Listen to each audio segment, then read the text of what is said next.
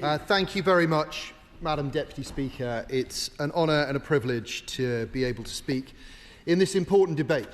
And it's particularly important because I know that there are some people watching this afternoon who themselves were on the line of action in what was surely one of the most difficult operations that British Armed Forces ever had to deploy. I know that some veterans are with us today in the House, and some of them are sitting on these green benches. And I think one of the things that all members have a duty to keep in their minds throughout this debate is our responsibility to them, the people who ultimately enabled peace to happen in Northern Ireland. Hear, hear. We are obviously opposed to the government's approach. We've discussed this at a number of parliamentary events now.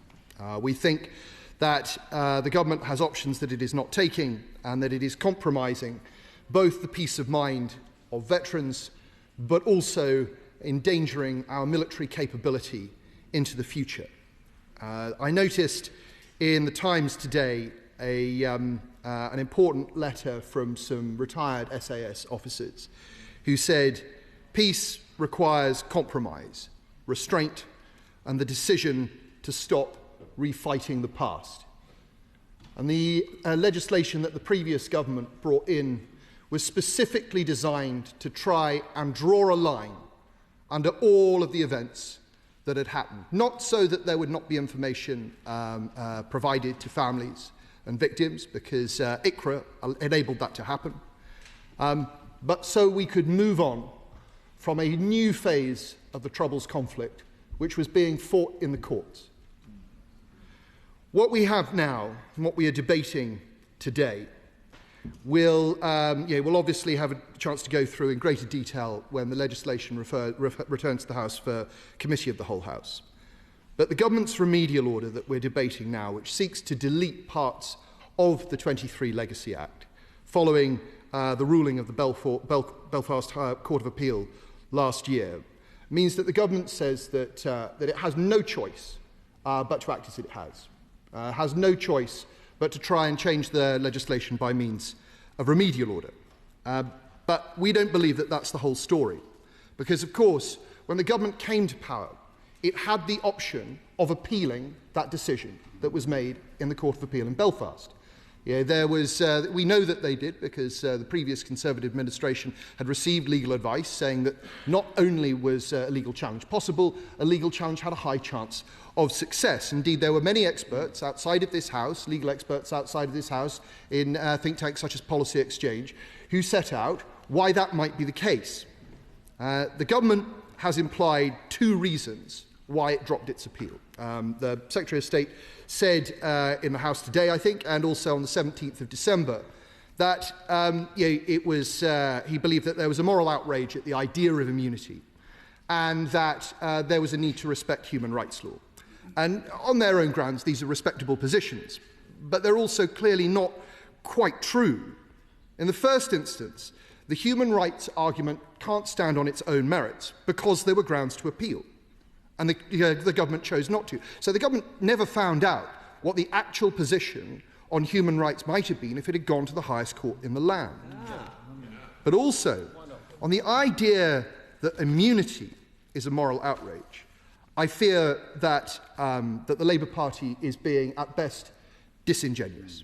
And I say this because the Secretary of State and other Labour members often refer to the immunity that was in our Act.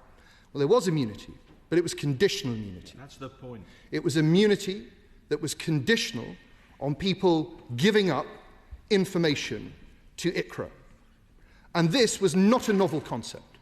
Indeed, this was a concept which was part of the cornerstone of the legislation introduced after 1998. There are plenty of examples.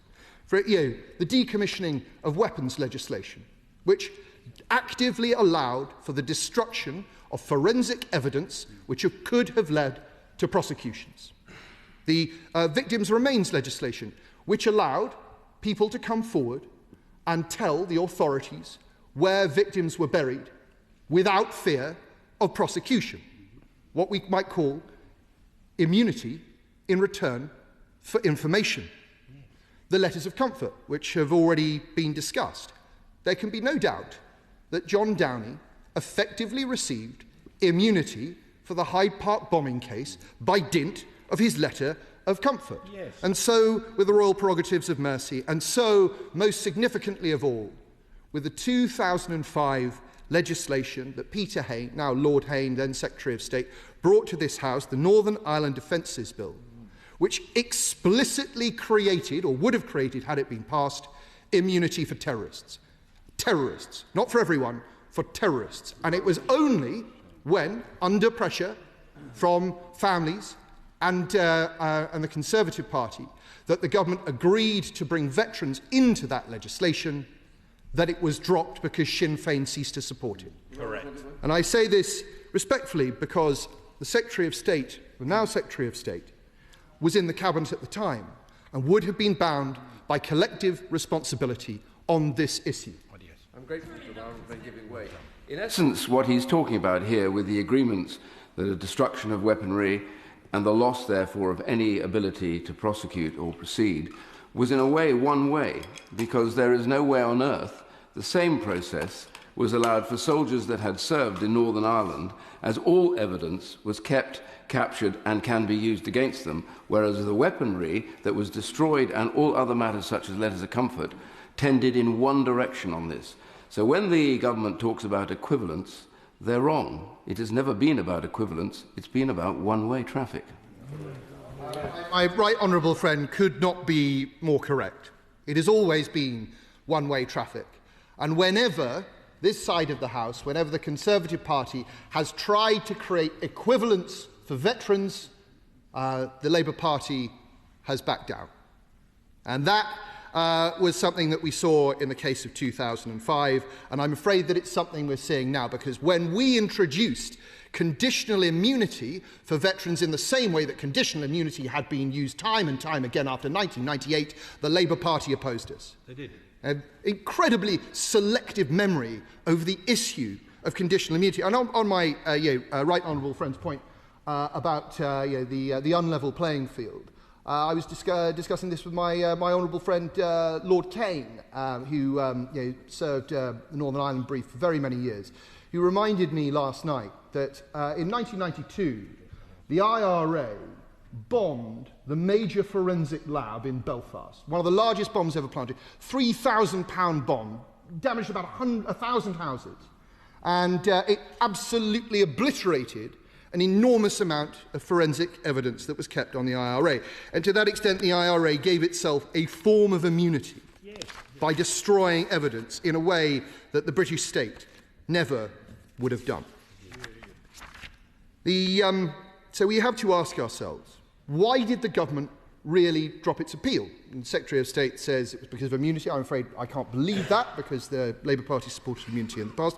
And he says it's because of a lack of support for our legislation in Northern Ireland. And it's true. There was certainly not cross-party support for our legislation in Northern Ireland. But I hate to break it to the Secretary of State, but there is not party support for his legislation in Northern Ireland either. Correct. And if this is the case, it's really the case, then I'm not sure that the Secretary of State should be proceeding with what he's doing. And I'm afraid that leads me to... Very happy to give way to my right. The Secretary of State frequently, he tells the truth, frequently says that the parties in Northern Ireland didn't support the legacy legislation. But I'm speaking from memory, so these numbers are approximate. But when there was a poll of the population of Northern Ireland, there was 30-something% were in favour of the legacy legislation and about 20-something% against, about 3-2. So if he's picking on popularity, on community support, he's in the wrong. Dangerous territory. Well, my right honourable friend has always had a very good head for what's popular, and I will check his figures, but I'm sure that they're correct. It's a very important point. We cannot pretend there was no support for what we were doing in Northern Ireland, because there are plenty of people in Northern Ireland who would like to move on. Yeah. There are plenty of people who respect the decision to draw a line and move on. I'm very happy to give way to the honourable judge. Point, and we can talk about political parties, we can talk about the general population. Does the Shadow Secretary of State agree that there's nearly universal opposition amongst victims of terrorism on the condition of immunity in the previous Legacy Act? No, I don't acknowledge that because I've met victims and I've met people whose families were heavily affected by terrorism who supported our legislation. So I'm afraid I can't agree with him on that. I'm certainly allowed by a right. It's often said, and rightly, that what is very important is that families should find out the truth about what happened. That's the key. Which scenario makes it more likely that families will get the truth after all this time? Is it a scenario where people can be prosecuted on either side and therefore have an incentive, if they're guilty, to conceal the truth? Or is it a scenario such as existed under the legislation that our government brought in, whereby people are much encouraged to tell the truth about what happened because they know they will not be punished if they do so? My right honourable friend has very succinctly summarised the central argument behind the Legacy Act 2023. That drawing a line does not mean covering up the past. Drawing a line was an opportunity to open the past in the way the adversarial system was never going to allow. And incidentally, in which I do not believe the adversarial system is going to bring justice for very many people at all. Because we must remember, Madam Deputy Speaker, that the peace process concluded in 1998, which is 28 years ago. And the Troubles, by most reckonings, deemed to have started in 1966, which is 60 years ago. We have recently seen the case of Soldier F, where one of the longest public inquiries in British legal history presented the most forensic evidence that could be imagined. But the court was unable to reach a conclusion. And this means that the chances really of any prosecution coming to a conclusion are very, very limited. But that doesn't matter because for many veterans, it is the process that is the punishment. It is the fact that, as we saw in October last year, when a former SAS veteran who was being accused of having behaved wrongly in 1991 was dragged through the courts, and eventually the court in Belfast said, and I quote the judge, the case against him was ludicrous, that it should never have come anywhere near him, but not after that individual hadn't been pursued for 4 years. And there are many such cases. And if the process is the punishment, then the fear of the process is a punishment for so many people who...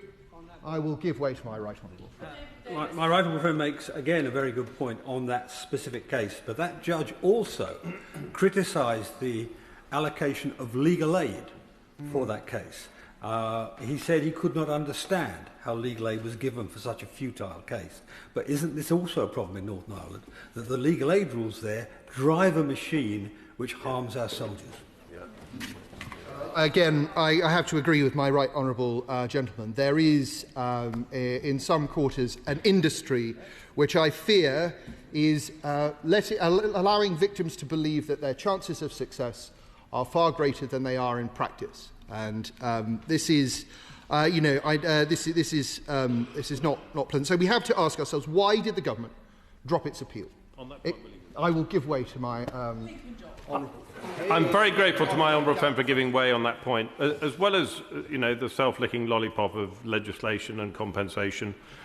Does he also acknowledge that this is a proxy war? This is all about relitigating the question, who won? Yes. And we are allowing our brave servicemen and women who served the nation incredibly bravely in Northern Ireland to be used as pawns in a dreadful, awful proxy game to relitigate the question, who won? Does he agree with that? I entirely agree with my honourable friend, who I know has great experience of these matters. The truth is that this is, for some people, this is the continuation of the Troubles by other means. Yes. And it is time to draw a line. So if the government was not withdrawing its appeal because of conditional immunity, because it supported conditional immunity in the past, if it was not really refusing to appeal because of views in Northern Ireland, given views in Northern Ireland of its own legislation, it must be for another reason. And I don't know what that reason is, and I don't suspect we will ever know. But I do wonder whether it is connected with the desire of this government to have close relationships with the Irish government as part of the European reset. On that point. I am happy to give way. Surely we are regrettably here, Shadow Minister, because of our membership of a foreign court. And without our membership of the ECHR, we would not be in this mess, we'd not be having this debate, and we could be moving on towards truth and reconciliation. Well, then that's exactly one of the reasons why the next Conservative government will leave the European Convention on Human Rights. It is, and I will give way to my Right Honourable The Human Rights Act 1998 does not require the government to take any action as a consequence of the decisions that were made in the courts. It's entirely a matter for this House. The government has made a choice, and the government had a choice to pursue the remedial order through primary legislation or through this remedial order. It made a choice, notwithstanding the fact that it's got a bill coming down the line. Frankly, I think that was a ridiculous decision by my committee, but there it is.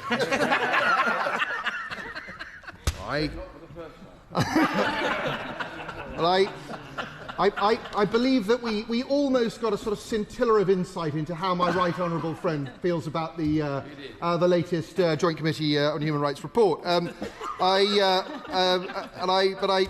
grateful to him for preempting some of what I'm about to say. But I do worry that there is a bigger game going on in government. My honourable friend said that veterans are being used as a pawn in lawfare. But I wonder whether the case against veterans is also being used as a pawn in a bigger game that the government is playing with the European Union. The Secretary of State then says he has no choice. But of course, His Majesty's government does have a choice, has options. The first option it had was to appeal. It did not. Its second option it now has is, of course, to wait, because the Northern Ireland Veterans Movement on the 15th of October last year was Lord Wolfson, KC, who represents them, Right Honourable Lord Wolfson, KC, who represents them pro bono. He was heard by the court and allowed to give oral and written evidence, which the court is now considering. And it is perfectly within the scope of what the UK Supreme Court might say, that it might find that elements of the Legacy Act are actually not incompatible with the European Convention on Human Rights. But if the Secretary of State's remedial order has gone through both houses by that time, we will be presented with legal chaos. Yes. Because the government will have used an order that it had no authority to use in order to remove primary legislation which should actually still be in place. Yeah. And the government can avoid this. All the government need do is wait and see what the Supreme Court says. And the Secretary of State, in fairness, he thinks he knows what the Supreme Court will say. But I'm not sure that he does in reality. And so he has an option. Third, I will give way quickly. I hope I'm not misquoting the Secretary of State, but he said, I think, the reason why they're using this guillotine motion today to withdraw parts of an existing law before they have another one in place was because of urgency, and that the urgency was created by a desire to build trust in both the victims, civilian victims of terrorism, and the military victims of terrorism. He seemed to miss out one group in that building of trust, and that was the military veterans, who will also come under consideration if he drops the guillotine on the existing Act today. Yes. Once again, my honourable friend is quite right. because if the remedial order goes through both houses and the Supreme Court has not opined, then from that moment, from the next day, civil cases will reopen and military veterans will be involved in that action. And I would be delighted to give way to my right honourable friend. It seems to me that what the Secretary of State is doing is adopting a highly technical and extremely unmeritorious argument. He says that because the declaration of incompatibility is not the subject of the intervention of the veterans, it gives him the opportunity, entirely technically and devoid of any moral merit whatsoever, to bring this remedial order. But he knows perfectly well that the substance of the argument on which the remedial order is based is very much in point in the deliberations of the Supreme Court. And so what they would do, if they decided against him, is to remove the entire basis for the remedial order he's bringing. Yes. But because technically he can bring it, he's decided to do so. Yes. That's not like the Secretary of State. That's not like the Secretary of State. Well, I'm delighted to have had the support of my right honourable friend on a matter of pure legal substance. And very learned friend. And that the truth is that if one looks back at the debates on the Human Rights Act, that the purpose of Section 10 is to make sure that the government cannot use remedial orders. It's an incredibly powerful tool, a remedial order. The statutory instrument that can strike down primary legislation cannot use this incredibly powerful instrument unless the case is fully decided. In this case, it clearly isn't. In this case, it is open. And that is why this government is acting ultra vires. Yeah. And I return briefly to the remarks made by my right honourable friend behind me, who represents the New Forest, west part, the best part of the New Forest.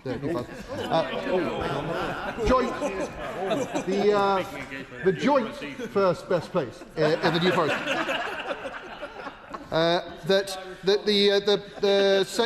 The Secretary of State has invoked the Joint Committee.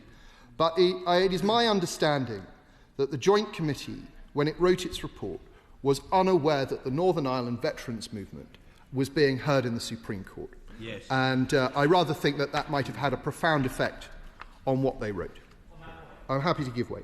I am also a member of the Human Rights Committee, and whilst I, of course, cannot respond directly to the claim that the honourable gentleman has just made, because that would be breaching parliamentary privilege, and I would not want to do so. I will simply put on record that our committee considered all the relevant evidence when we created not just our second report on this remedial order, but our first two. We considered all of the evidence in front of us, we made our report, and we stand by both of those reports.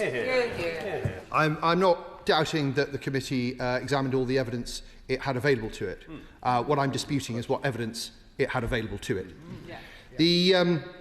What we're faced with is a situation in which the government doesn't really have a legal basis for what it's doing, it doesn't have a moral basis for what it's doing, and there are real-life consequences to the decisions it is making.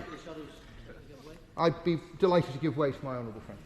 They also consider that there's the political reason for the Northern Ireland office to bring this forward, and that's to placate the Irish government and their timeline rather than the timeline of this place. I suspect very strongly that my honourable friend is right. I suspect that this is bound up in the agreement that the Secretary of State made with the Irish government, but he can correct that later on if he wishes to. But I have to say that there were some things in that agreement that I welcomed at the time and I welcome again now. If it leads to the Irish government opening its books and being clear about collusion between the Garda and the Provisional IRA, then I would welcome that. But something I can't welcome is the fact that there was an opportunity in that agreement to ask the Republic of Ireland to open its own inquiry into the Omagh bombing. And this is something that was recommended at the time, and the British government was recommended to the British government that we should have our own full inquiry, but it was deemed to be pretty much a necessity that a similar inquiry was conducted on the other side of the border, so that there was the opportunity to compel witnesses to give evidence under oath about what was known and what, if any, collusion took place. And I'm very sorry that that opportunity was missed. Happily give way to the Honourable Lady. Many of those supporting the Omagh families would like to see a parallel and a comprehensive inquiry. Would the member agree with me that the logical thing to do would have been to co-design that and for both governments to bring forward inquiries in parallel rather than his government acting unilaterally when they announced theirs? I would have been very open to that idea, but I believe that the previous administration did not feel that there was the opportunity to proceed in that way. But look, what the Honourable Lady, if we were thinking about things for the future, I think what the Honourable Lady proposes is a perfectly sensible idea. I give way to my honourable friend from Strangford. The reason that we don't trust the Irish government on the legacy issues is clear and is warranted. It was a murder haven for years. Many people who committed murders, and we know, hopefully we'll explain some of them later on, but they escaped across the border. And when we look at the government, if we're going to rebuild bridges without the honesty of the state collusion with IRA terrorists and the Irish government, quite clearly their hands are dirty. And when it comes to this bill, then I want to see the Republic of Ireland government and their ministers and the Garda Síochána officers getting the same accountability in the process. My constituents have never had justice. I want to see justice for them. Would he give way on that point? I will, if my right honourable friend will allow me, I may respond to that intervention briefly and then allow him to supplement my answer. My honourable friend from Strangford has very deep personal and professional experience of this matter, and of course he is right that just as the inquiry into the truth has been one-sided within the United Kingdom, it is also, I think, for large periods, been unequal without it as well. I give way to my right honourable friend. Honourable friend's comments tie directly into the Honourable Lady's comments, because in the Omagh bombing, the bomb was constructed in Ireland, the detonator was made at their factory, in effect, in Ireland, the car came from Ireland, and they disappeared back into Ireland afterwards. And there is a suggestion that the Irish Special Branch knew a great deal about it before it actually happened. So there's very good reason why the Irish government doesn't want to have an inquiry into its part in this matter. Well, indeed, these are all things that I know we would all love to get to the bottom of. And so look, as I draw my remarks to a close, Madam Deputy Speaker, I'd say to Labour backbenchers who are considering how they might vote, not just this evening, but also when we get to the bill proper. This doesn't have to be done in this way. Happy to give way to the Chair of the Select Committee. I thank the Shadow Secretary of State for giving way, and I'd like to make the point that a lot of work is done in good faith in this House, particularly on my Select Committee, particularly by the Secretary of State. And I really do not appreciate the way in which this debate is being led on the benches opposite, and I think he should take a while to look through the recommendations of the Troubles work that we have done as a committee and take it seriously and have productive conversations on how to move this forward. I take everything the Honourable Ladies Committee does incredibly seriously. There's a good deal of experience on there, and she always has interesting witnesses. Very interested in the remarks made her committee the other day by experts in Police Service Northern Ireland. I hope to have the opportunity to talk to her about that, as well as to the people who were giving evidence. But I'm afraid this doesn't. None of that takes away from the fact that there is a choice before this House. We do not have to go down this route of erasing the line that has been we have attempted to draw under the Troubles. And I say to honourable members opposite, there is a not just a moral risk in this. There is also a political risk for anyone who has doubts, because it is simply put, the Prime Minister has, over the course of the past few months, U-turned, I'd say, is it 12 or 13 times? 14 times. I lose track.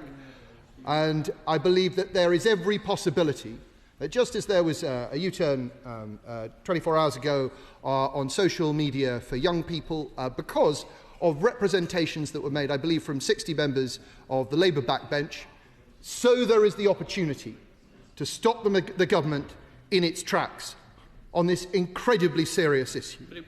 I will give way to one more time to my honourable. I'm incredibly grateful to the Shadow Secretary of State for giving way on that point. He makes a very powerful point, but I think it's worth putting on the record that it's pretty unlikely that his words will carry the day on the basis that there are 8 Labour backbenchers here to hear this debate about applying a guillotine to gut a piece of existing legislation without putting anything else in place. No, I'm very pleased my honourable friend had the opportunity to put that on the record, that there sadly are not many members of the Labour backbench here to hear it. And I wish there were, because, as I say, there is an alternative. And I know I will give way. No, I will not give way. I do believe that if the Labour backbench was to mount significant pressure in private, the government would think again. Yeah. The government would think again. And if they did, it would create the opportunity once again for many of our brave veterans from Operation Banner to be able to sleep peacefully at night. So, Madam Deputy Speaker, as I draw my remarks to a close, I remind all honourable members to be mindful of the past and the future. The Conservatives sought to draw a line. This government is erasing that line, and in so doing is dredging up the past in a way that will allow the Troubles to be fought again and again in the courtroom.